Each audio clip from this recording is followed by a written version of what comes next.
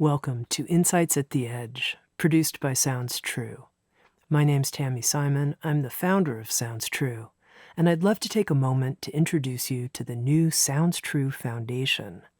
The Sounds True Foundation is dedicated to creating a wiser and kinder world by making transformational education widely available.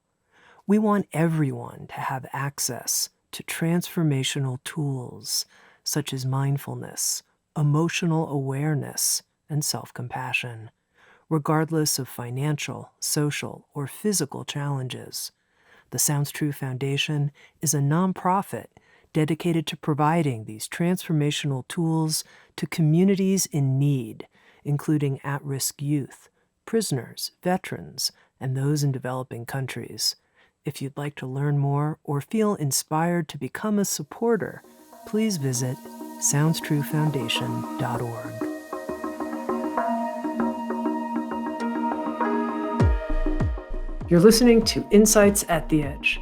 Today, my guest is someone who is a true friend, both to me and to Sounds True, Caroline Myss. Caroline Myss has created more than 20 audio learning programs with Sounds True. She's a 5 times New York Times bestselling author and a leading voice in the fields of human consciousness, spirituality, mysticism, energy medicine, and the science of medical intuition. She has a new audio learning program with Sounds True. It's called The Power of Holy Language to Change Your Life, and that's the theme of this conversation.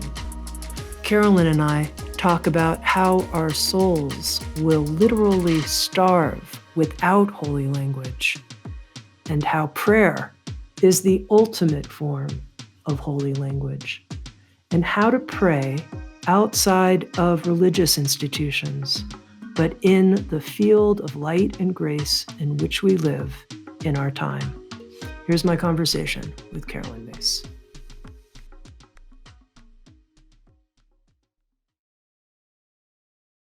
It's a treat to talk to you, Caroline, and it's a treat to talk to you about this particular subject, the power of holy language to change our lives.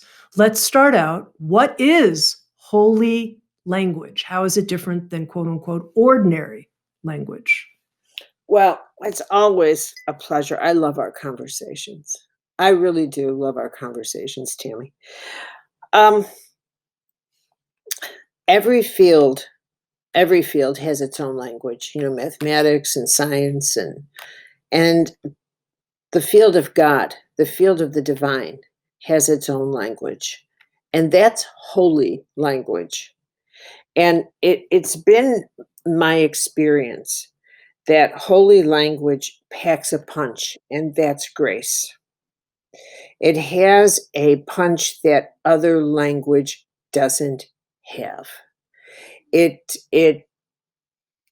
so other language, holy language carries the capacity to deliver hope, to deliver the graces, to deliver faith, to deliver inspiration, to reignite the desire to live, to to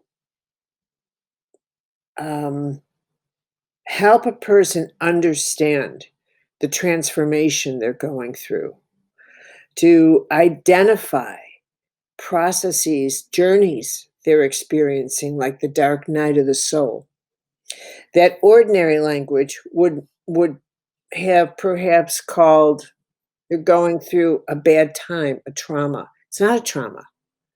It's a spiritual crisis. It's a dark night of the soul. And that's a profound mystical journey. And it requires its own language to carry you through. And that language is holy. And it's holy because it carries with it faith and a deep, profound understanding of what is unfolding within you.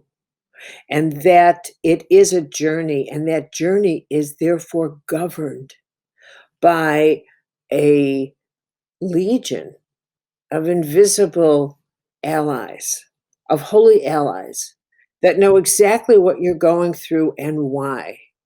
And and um, when you're going through an ordinary problem, dilemma, you don't have that same sensation. Can you take an ordinary dilemma and then elevate it into the realm of holy language? Can you say, this situation I'm in is garbage? Yeah, that's where prayer comes in. That's like, I got to get out of this mud hole. I need some serious help. And you pray in your allies. And you decide, I need some help here. This I'm not going to get out of this. I need I need the capacity of grace. And Mhm. and that's what happens.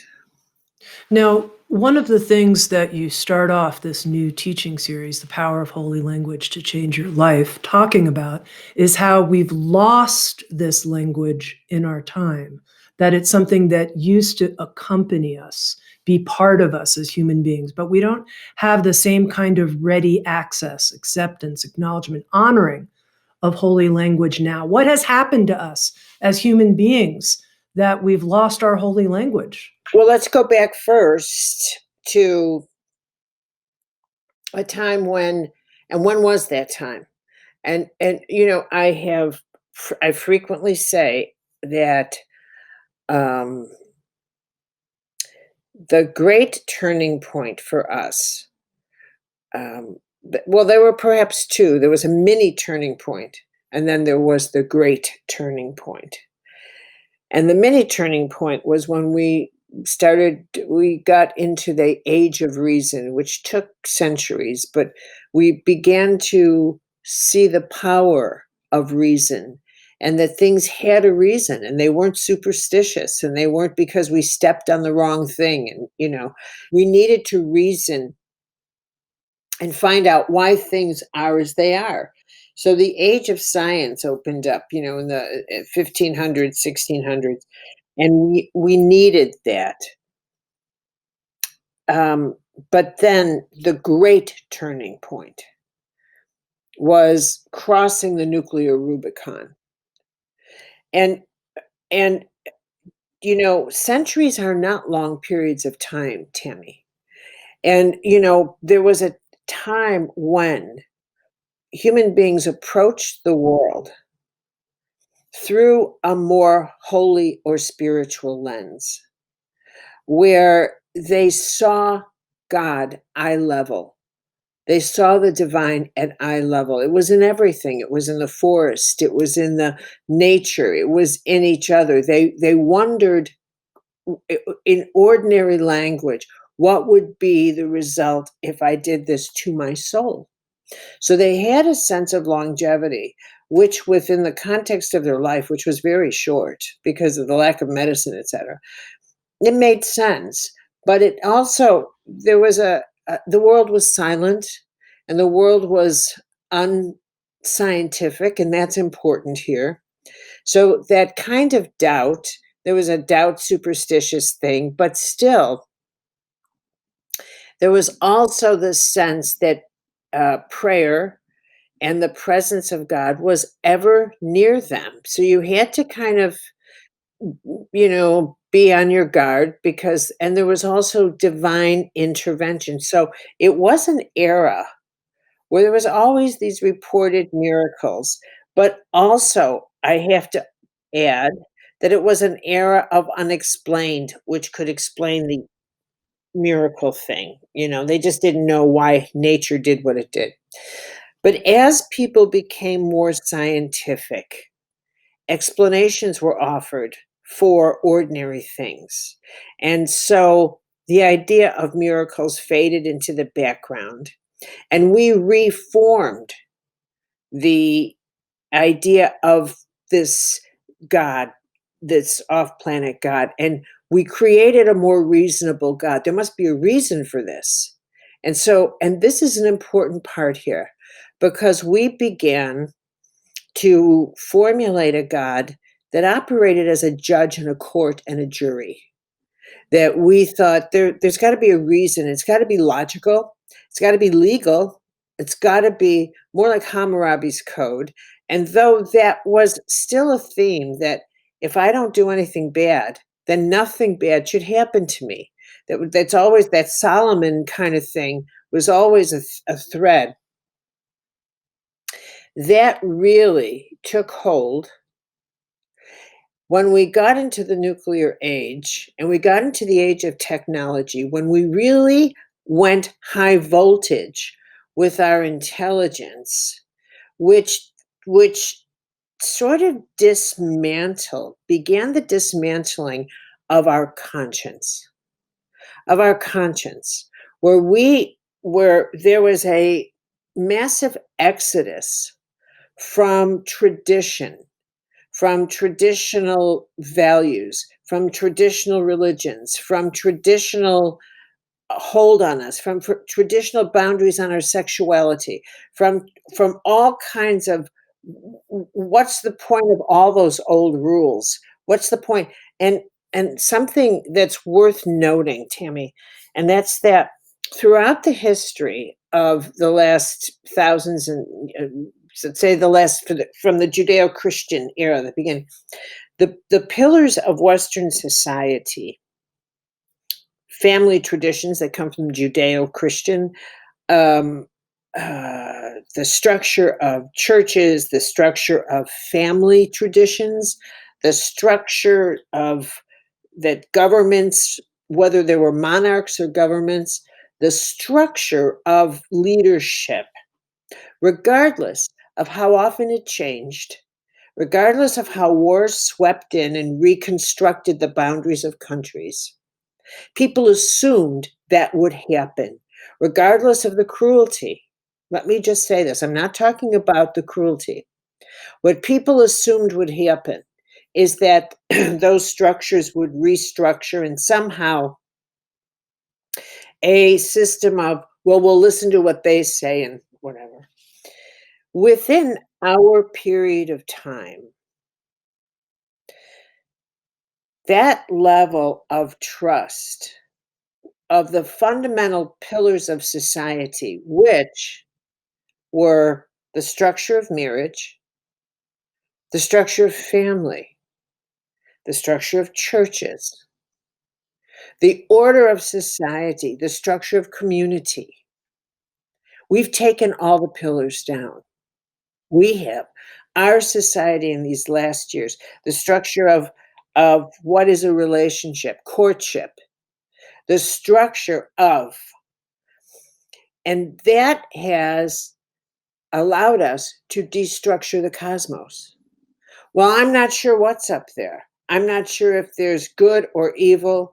I'm not sure if there's a God. So, for the first time in the history of humanity, a large proportion of people have looked up to the heavens and said, I'll decide what's up there, regardless of the thousands that regardless of the organic structure of the holy cosmos, for mistaking their angst with religion. I don't care what they have to say about religion. I don't promote religion. With the organic structure that the holy cosmos is the holy cosmos, and that it has nothing to do with religion.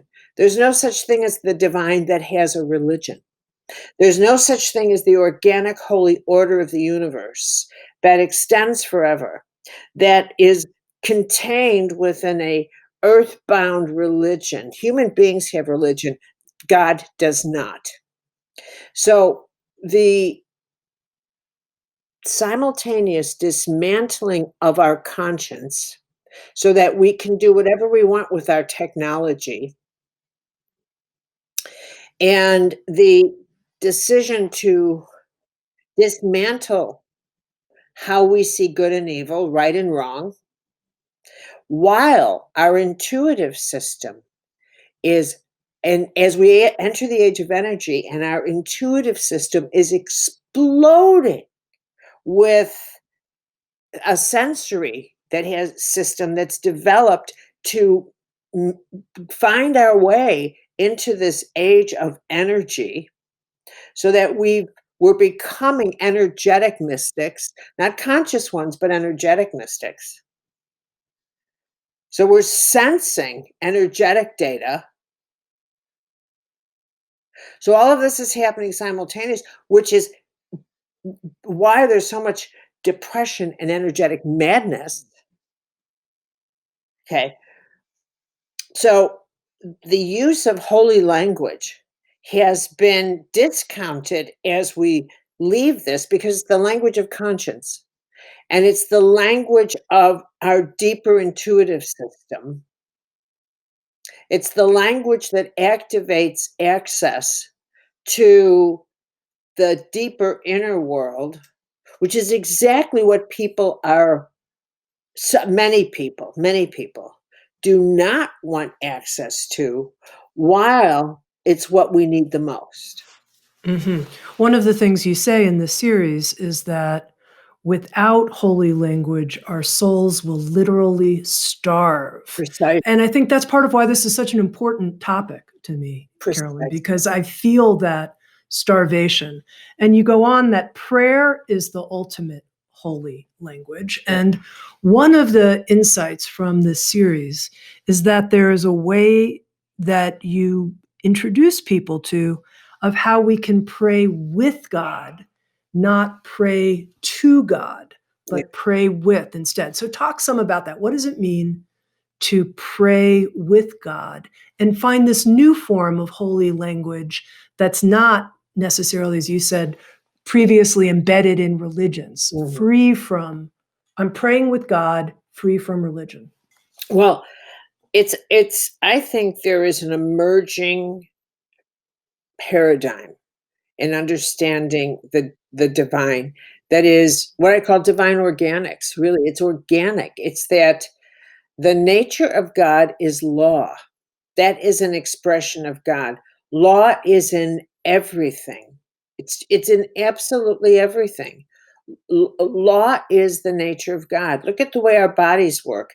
They work on law. I mean, the law of the speed of our heart, the speed, the blood pressure. Everything is mathematical law, and puberty's law. But I mean, the time zones. I mean, and I realized as a medical intuitive that what I was looking at, and it took me years, but what I was looking at were the laws of energy and how they were interacting with they were the laws of creation, the choices we were making, and the consequence to what we were co-creating.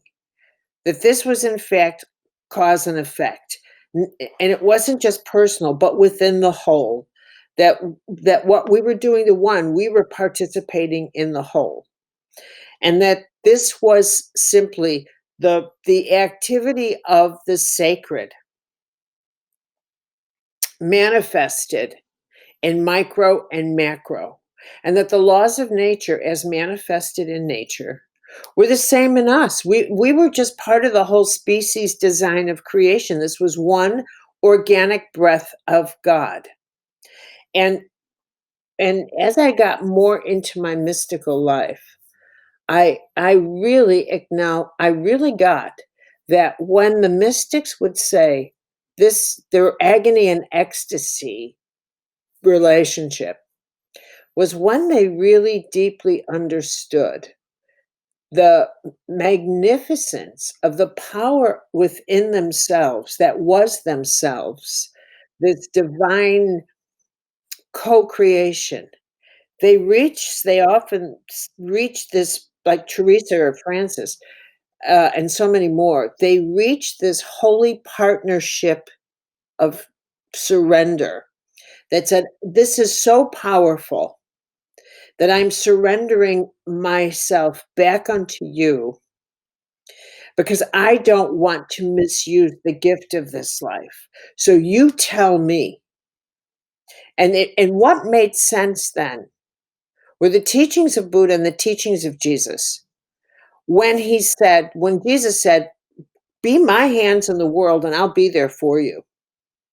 I'll direct you." So you do no harm and you be of service.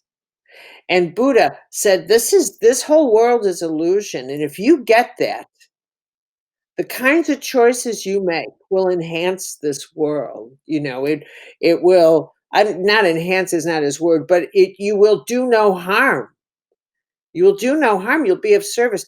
And and I want to be clear what I mean by service. I don't mean servant. Like I will pick up your clothes and I will pick up your shoes and let me bring you a cup of tea. Service means I will empower you. I will be able to pray power into your life. I, there is such a difference between the love of power and the power of love. And that is the journey of life right there. And what we look at in the world is the love of power, and that people are struggling because they love power far more than the power of love. And that's where that's the great crack. That's the great suffering and the great transition. And which is what the great transition is all about, getting to the place where you get that the way of service is to use the power you have to empower another person. And that requires prayer. The size of the heart you have to have, the size of the soul, the power you need within you to get that is the journey. Okay, now, Carolyn, I want to circle back to this. You're the only person I've ever heard say this, and it's incredibly powerful, that God is law. And you teach a lot on these mystical laws. What I want to understand better is the connection between recognizing that organic divinity, God is law, and how to pray. How does that recognition of God is law impact how I approach prayer? Because here is where it applies to recognizing that God is in every choice you make.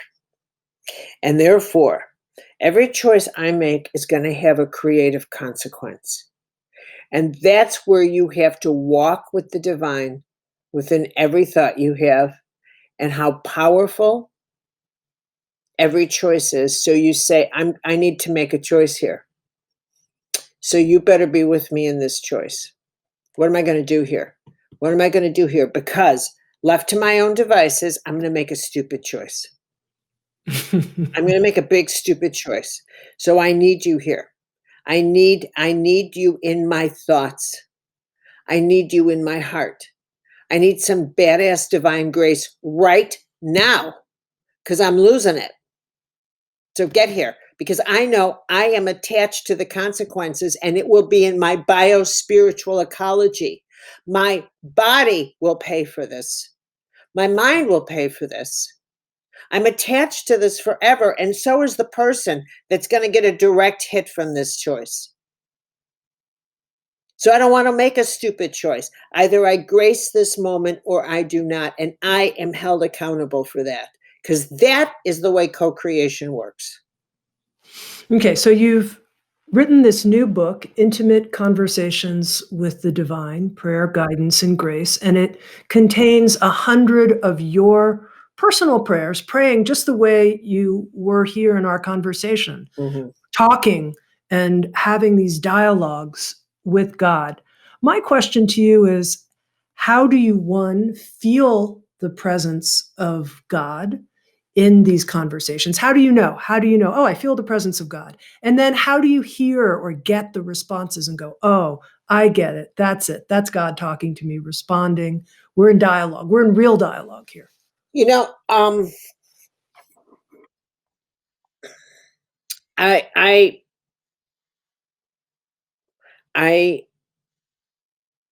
had a shift in mindset, what I would call a mystical gift.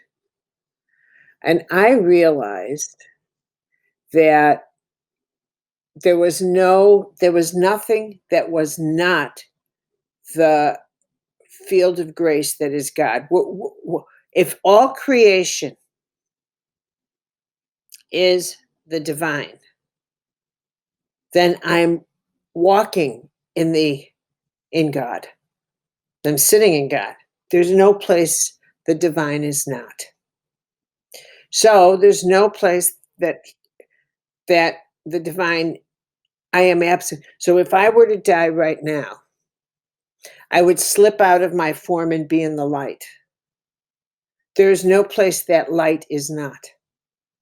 I am always in that light. I simply can't see it because I'm not on that level to see that light, but it's all around me. So I'm always in the divine. So I live in that. I dwell in that truth that I'm always walking around in divine light. So I don't have that sense that I need to feel it. I need to know it. I need to ohm and that kind of thing. I don't do that. I don't do that. I have shifted that I'm always walking around in divine light, and so is everybody else. That they don't know it is irrelevant to me. That this whole world is in divine light, but it's like the process of mist falling into water and rain and then becoming ice. It's all the same substance. I can't see the mist, but it's there, and we're ice. We're the frozen version of mist. And so we can't see mist, but it's there. And without it, there'd be no ice. So there you go. So I live in that. So when I say, give me some help here, I just assume from that moment that everything is now helping me. Everything is now helping me. And there it is. And so I am now in that state of mind of help. And the way I would compare it is when you love somebody deeply and you have a falling out with them. And then you make the decision, I need to heal this. I need to heal this. I cannot not heal this. From the moment you make that decision, every one of your thoughts begin to assist you to heal that. Every one of them. And even though a part of you still brings up the hurt, you'll find that the other part of you battles those thoughts and says, get out. This is not working. I have decided that I am going to heal this thought. And little by little, the stronger, loving thoughts take over and a path is found. That's how it works. Now, you mentioned you had a mystical shift of some kind. What happened, Caroline? Mystical shifts happen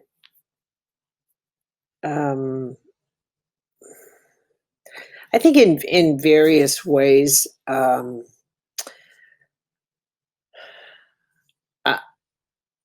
not dramatic, but sometimes they are. But sometimes a perfume-sized thought slips in.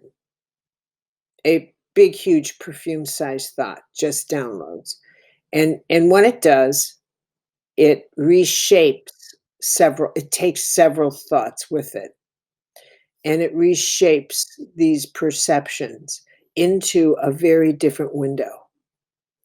And I understand one significant truth.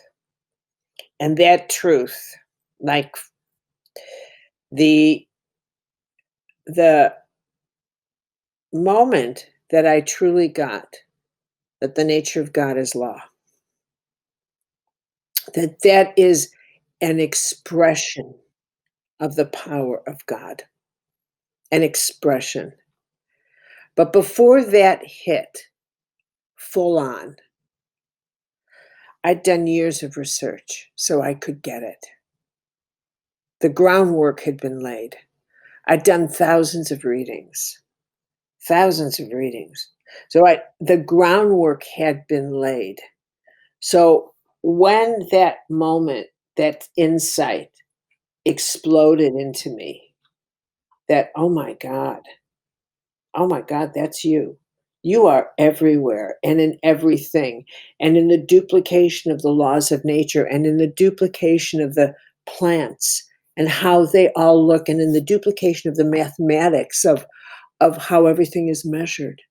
You are, are you show off yourself in the duplication of the cleverness, the anomaly. You are your whole system, the perfection of everything and its organization is you. And it just went, and it was as if God was showing off. I actually saw the consciousness of it all. That it wasn't passive nature just mechanically. It was a living, breathing holiness. Which is why when someone goes into prayer and says, "Help me become conscious enough to cooperate with my healing, to actually influence it, to let the grace come in and push out what is not grace filled. Help me out here. I need some help. I need some help. You need to highlight for me what I cannot see so I can extricate the cavities in me because I can't see it, and I will fight it all the way. So get it out of me. Work on me at night while I sleep. Take me out of my body." Mhm. I love one of these definitions that you offer, that prayer is a request for how to see. That was very, very helpful for me. Okay, now, Carolyn, one of the things you said is that when we use holy language, what we're doing is packing a punch, and that punch is grace. You said that here in the beginning of our conversation. And you used the word grace several times. And I've heard you talk about grace as an actual mystical substance. And I think for a lot of people, there's confusion. What does she mean by grace exactly? What is grace? When I use holy language, grace is coming online. What is that? What is it really? What's grace? You tell me why you think people don't get it. That's my mystery. I think people don't get it because they don't have a personal inner correlate where they can go, oh, that's what it feels like. I know that mystical substance. Why does it have to feel like something, Tammy? People need to know it in their own experience. If they don't know it in their own experience, they have a question. I'm asking that question to you for the person who doesn't know it. Well, I know you are, but it baffles me that someone doesn't get it. Okay. So I always have to give like grounded experiences of something that's not grounded. Okay. Grace does not show off. So trying to catch it is like trying to catch a feather. But an experience of grace, one way to think of it is that you oftentimes can spot a grace experience by looking backwards and recognizing a moment in which you behaved out of character, in which you did something or not that was completely out of character. Like it would normally have been like me to lose my temper there, but I didn't. For some reason, I just had this feeling that I should keep my mouth shut. Acting out of character is oftentimes the product of grace, acting out of character instead of in character. That, and here's the caveat, that results in blessing people. That results in blessing people. That has a transformational effect in the moment that is always positive. That somehow graces a situation. Okay? You might act out of character, and it could be absolutely disastrous. Like you don't say anything and you should have. You should have. And here's grace. You leave with a regret. Grace will not let you forget that you should have said something. People don't think of grace like letting you feel, leaving a mark on you, leaving a regret in you. How could that be grace-filled? Because it is.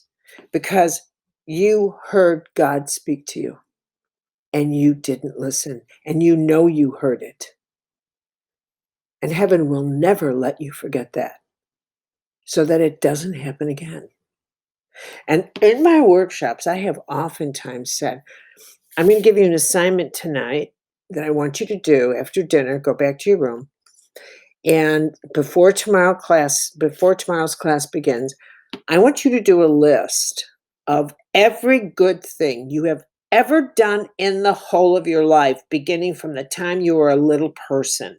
Every kind thing you've ever done, every kind note you've ever written, every card you've ever sent, every gift you've ever given. I want every single thing, every thank you, every hug, everything. And they just look at me. And I said, you can't remember, can you? I bet you can't remember all the good things you've done in the last 2 days, every good thought you've had. And I said, and isn't that a wondrous thing? I said, now put down 10 regrets and you won't have any problem. I said, why is that?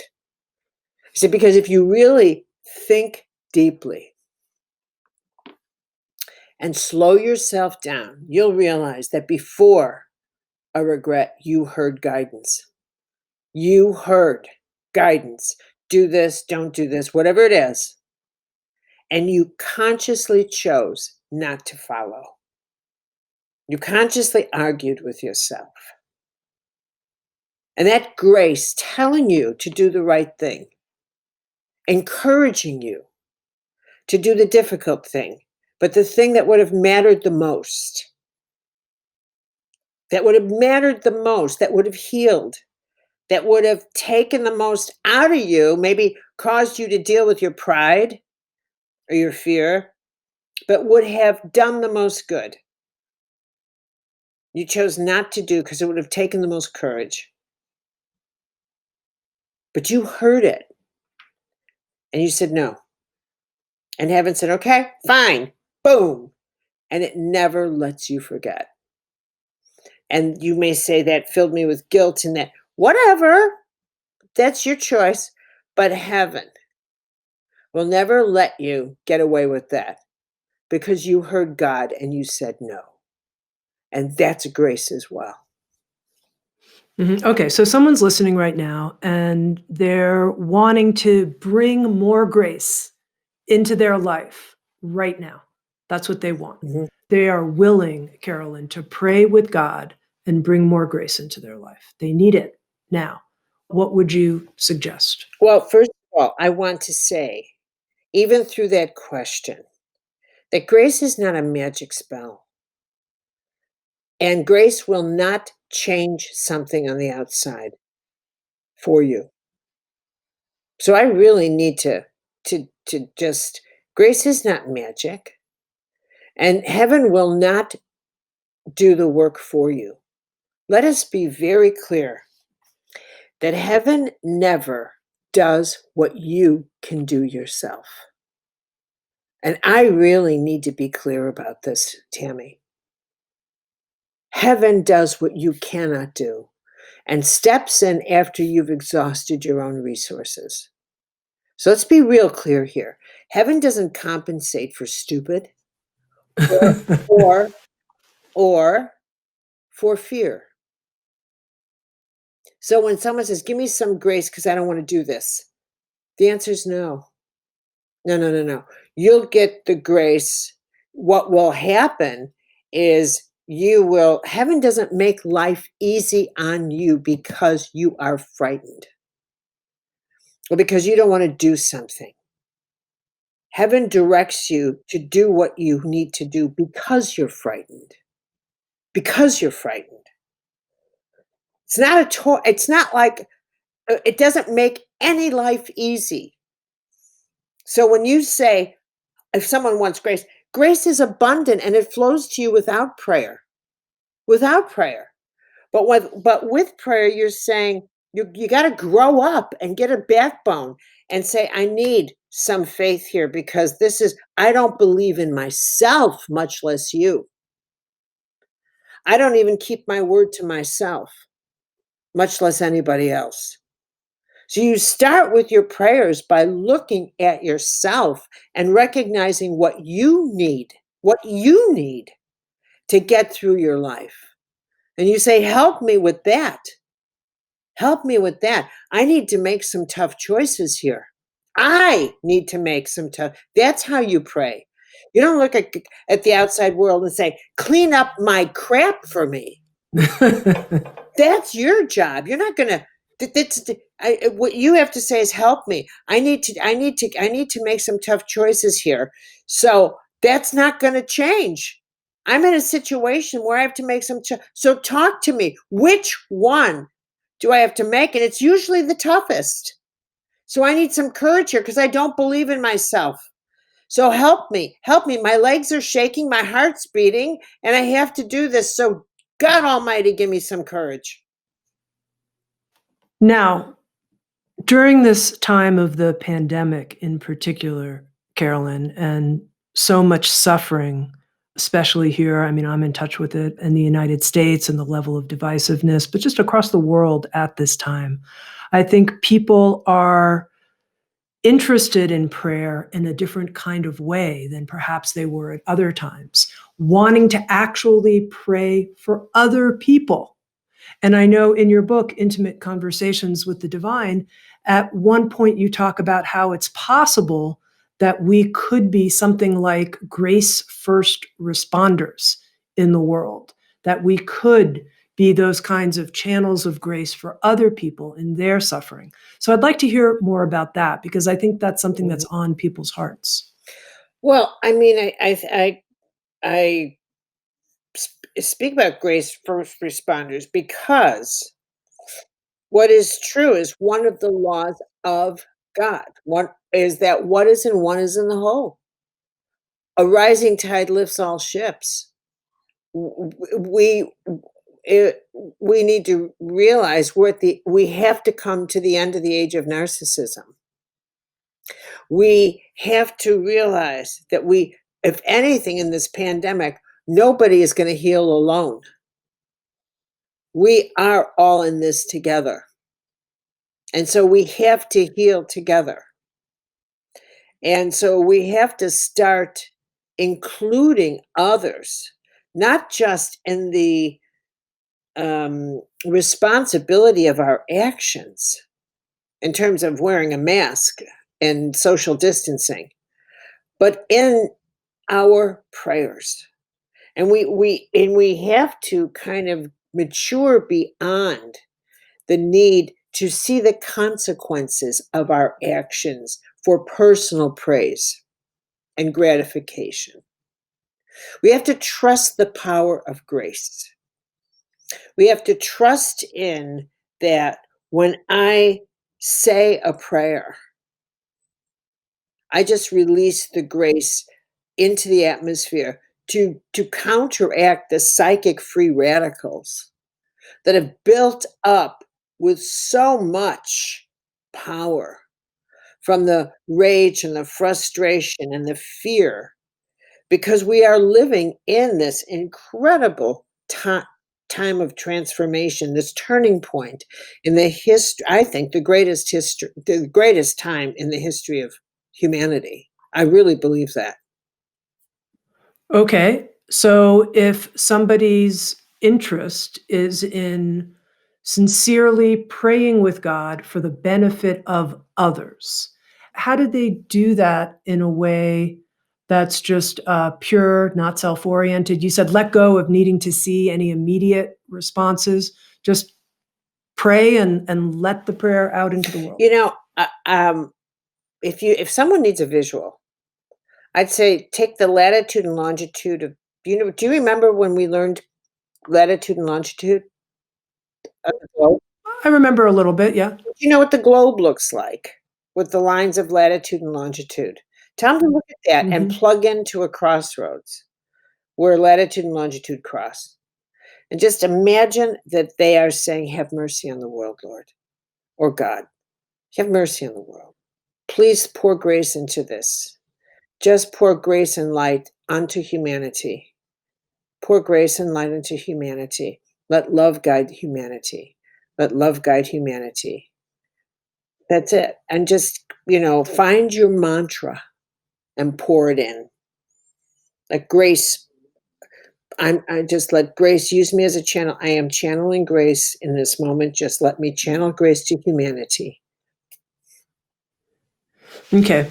Now, Carolyn, in this conversation, I was particularly moved when you were talking about the mystical shift that you went through and this kind of living, breathing awareness that you now have, that you're always in light, in grace. It was powerful to me hearing you talk about that.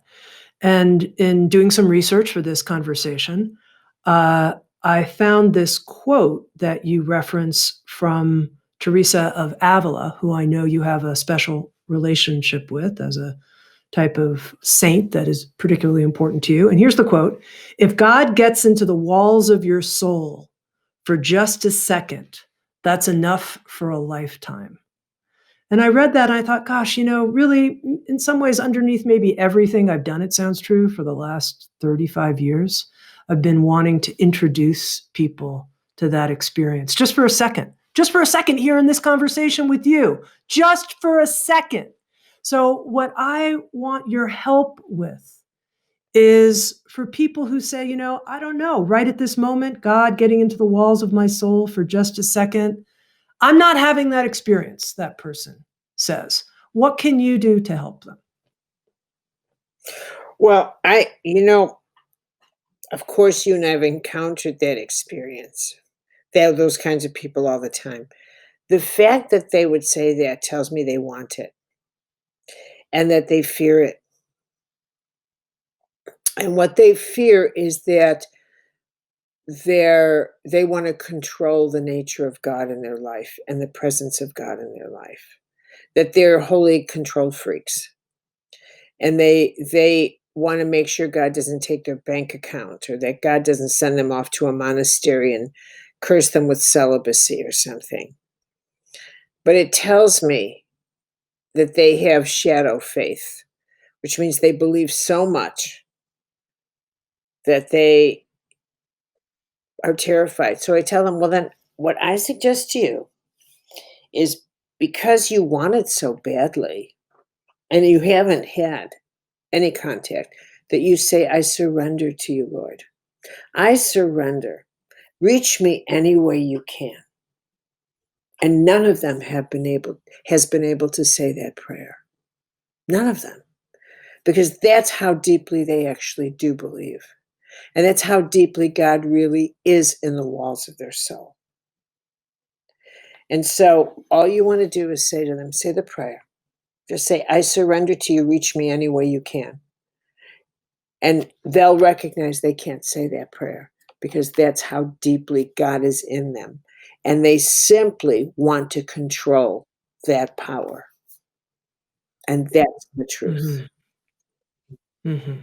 Okay, the last topic here with holy language that I want to make sure we touch on is a big topic: holy language and healing. Mm. And you've spent a lot of time and writing and teaching, educating people about the ways we don't heal. And it's been, I think, very illuminating and helpful. How can holy language help us in the process of how we do heal?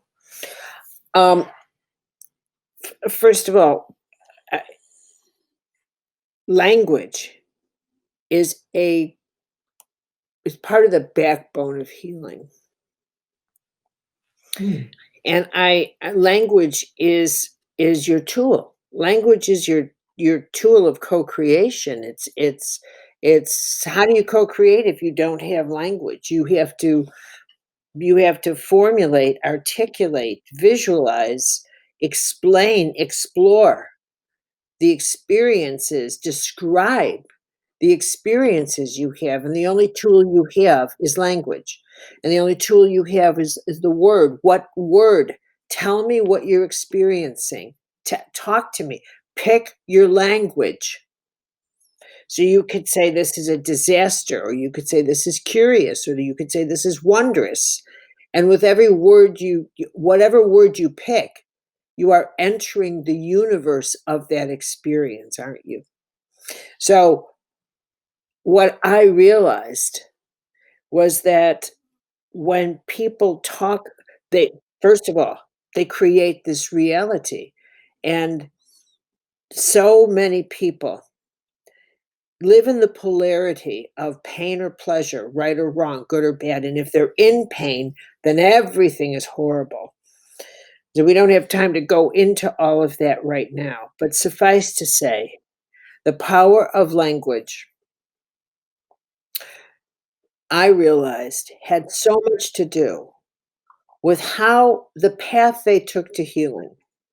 And if they lived in angry language and they repeatedly told me what was wrong with a very limited vocabulary, this was awful, a vocabulary that traveled backwards in their life, kept telling me the same stories, kept going backwards, was a historic. It had no power and it carried no grace. That in order to heal, they needed a vocabulary that had the capacity to bring in insight, to bring in transformation, to bring in grace.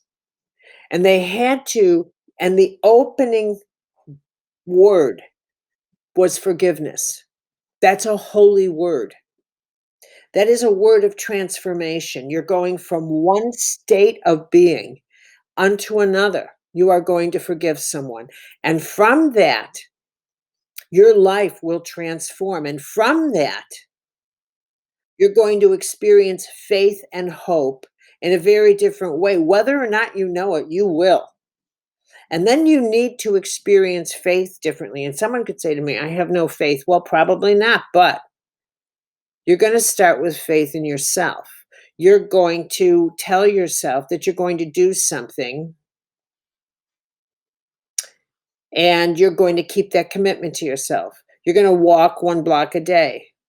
And no matter what, like William James, you will suffer not one exception. You will walk a block a day and you will build faith in yourself. And eventually, what will happen is you'll start to trust that you will keep your word. And eventually, when you start hearing gut responses in yourself, you'll start having faith that you actually are having intuitive guidance. It'll be small. It might say something like, don't eat that. That's not good for you. It'll be organic at first. It'll be physical at first. But you'll have enough faith in that that you'll trust it. It'll take a while to build this, but you're on your way. You're on your way. You have to earn this. You have to earn it. That's why the spiritual path is called a path, and it's something you walk and you earn. And that's how it happens. Okay, Carolyn, I want to end our conversation with being in the space of holy language together with our listeners. And I wonder if you have a copy of Intimate Conversations with the Divine near You? you, and if perhaps there's a passage you might want to read that you think would be a good and fitting end to our conversation. Maybe you can give us the context of if it's a prayer the context in which you wrote it. What if I read the grace on the last prayer, which I think is pretty. Okay. Beautiful. You know, the grace of love is powerful stuff. You keep in mind that love is a grace that is meant to be shared. You can't run out of love, so share it, waste it, pour it out in thoughts, words, and actions. Think love, speak love, become love. Breathe in this grace 24/7. The grace of love is pure bliss. It doesn't have a downside, Lord. That grace only inspires us and makes us want to do the impossible for people we love. No wonder we associate you with love. We turn to you when we need the impossible to happen in our lives. Love seems to be the way to reach you, the phone line you answer most directly. When we combine love with faith, we get right through to you. I cannot ask for the grace of love without being willing to share that grace, and I know that. But I've also learned that this is a grace that won't stay put in a person's heart. It longs to be shared, and it has your imprint on it. The wonder of it all.